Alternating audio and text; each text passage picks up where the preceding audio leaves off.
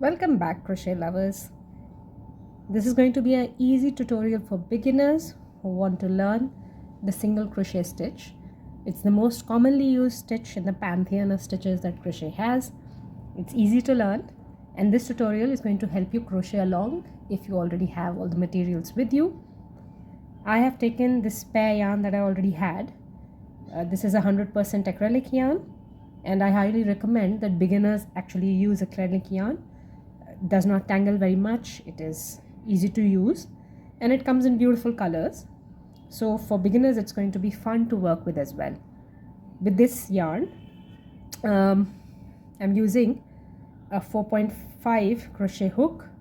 This is recommended for this kind of yarn. This is a simple aluminium hook and it works well for this kind of yarn weight. So this is the one that I'm going to be using today. And I have a stitch marker. This is entirely optional. For beginners, it's going to be good to use stitch markers to keep track of the beginning and ends of the stitches, the rows that you put in the project that you have.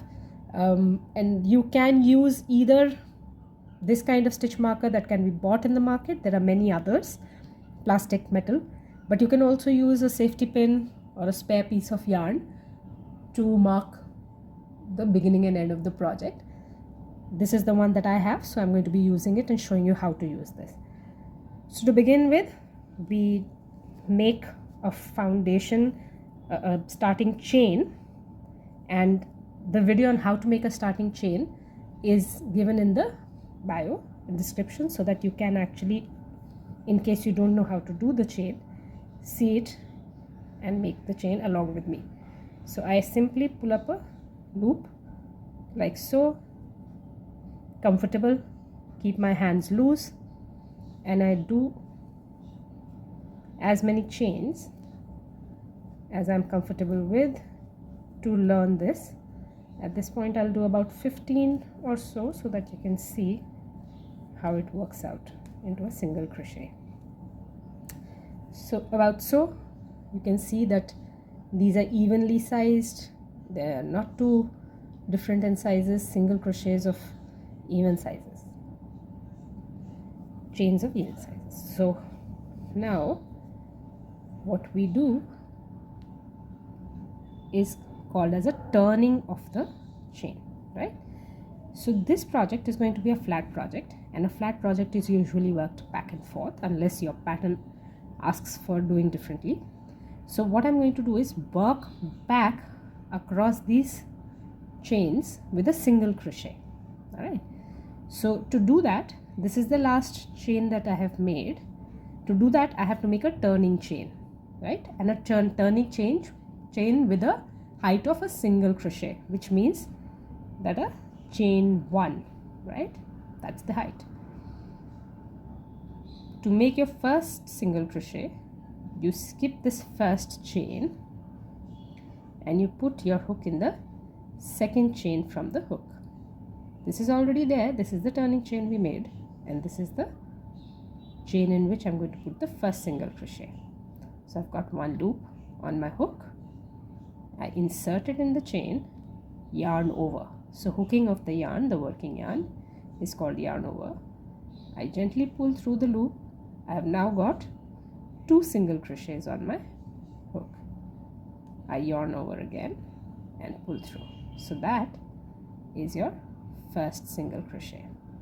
All right, I insert my hook in the next chain, yarn over, pull through, yarn over, pull through.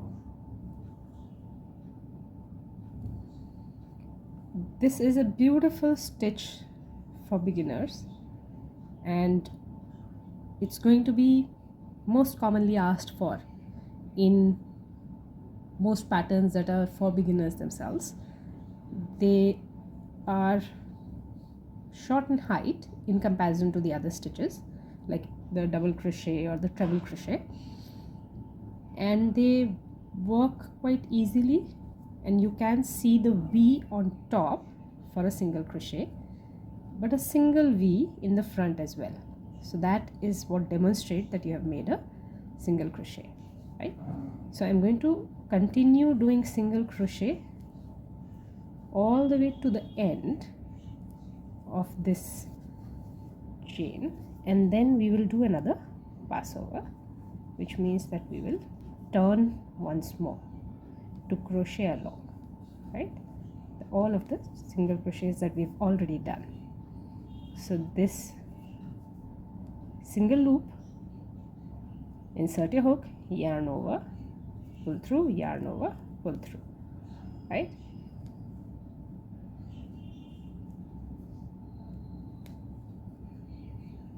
For beginners, it might be a bit of a concern with the curling of the project like so, but nothing to worry. It may be possible that you have made single crochets of different sizes, you've held on to your hook a little too tight, or your yarn too tightly, or nothing else. It's just part of the project. That's okay. You're using a smaller hook. For example, for this tension, I'm using a 4.5 mm hook. Now, if I wanted looser stitches, I would have sized up. I would have gone to 5 or a 5.5. But I love using a 4.5 mm hook with this kind of yarn. It's just perfect. Gives the absolute right kind of gauge for this project. So we are now at the last chain. The slip knot over here, and this is the last chain, right? So I do the same thing. One loop on my hook, insert, yarn over, pull through, yarn over, pull through. Your first row is now complete. So we do another pass, and we do the same thing as we did at this turn, which is chain 1. I'm not going to be counting it as a single crochet. This is a turning chain, and I actually turn my project to work along with a single crochet, right? So chain 1, which is your turning chain, and then you take your hook, which has a single loop. I've turned my project, right? I was working all the way to the end. I've turned my project, and now the last single crochet of the first row has become the first single crochet of row number 2, right? So in which we will make the first single crochet. So this turning chain loop is already there. I take my hook, insert in both the V's, right? Both the V's of the last single crochet stitch that we made. Yarn over, pull through, yarn over, pull through.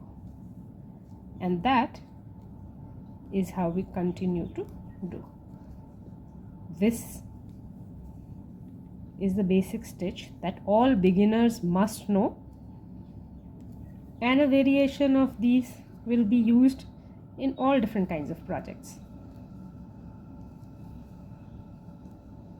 So we insert the hook in the V, yarn over, pull through, yarn over, pull through.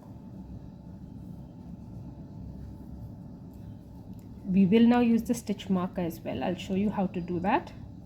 We will reach the end of the project, and we will see how to use the stitch marker to mark the end of a row or the beginning of the next one.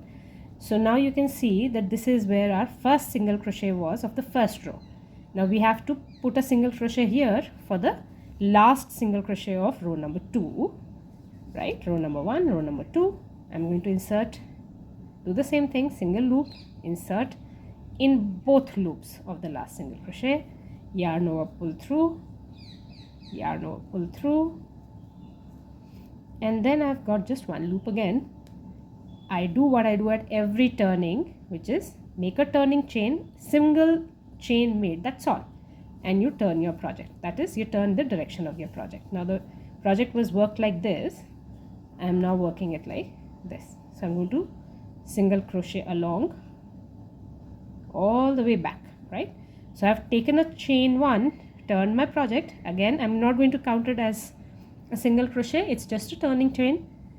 And what I do is single crochet into the first chain and single crochet into the second chain, and I want to keep track of the fact that this was the first single crochet. So I take my stitch marker, and this is the turning chain.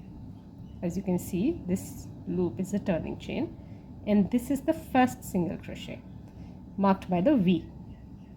So I'm going to take my stitch marker and push it through both the loops, right, and close it so that it does not fall off while I'm working in the project. So this is how you insert your stitch marker. This marks the beginning of this row. I will work all the way across to the end, and when I work backwards, right, you can use a stitch marker at here also. When I work backwards, I know that this is the last stitch. Sometimes the last stitch becomes invisible, too tight, or you get confused with the loop. So this is going to help you really understand what you're doing. That is a simple single crochet stitch, good for learners who are beginning with crocheting. I hope this was a useful tutorial. Bye.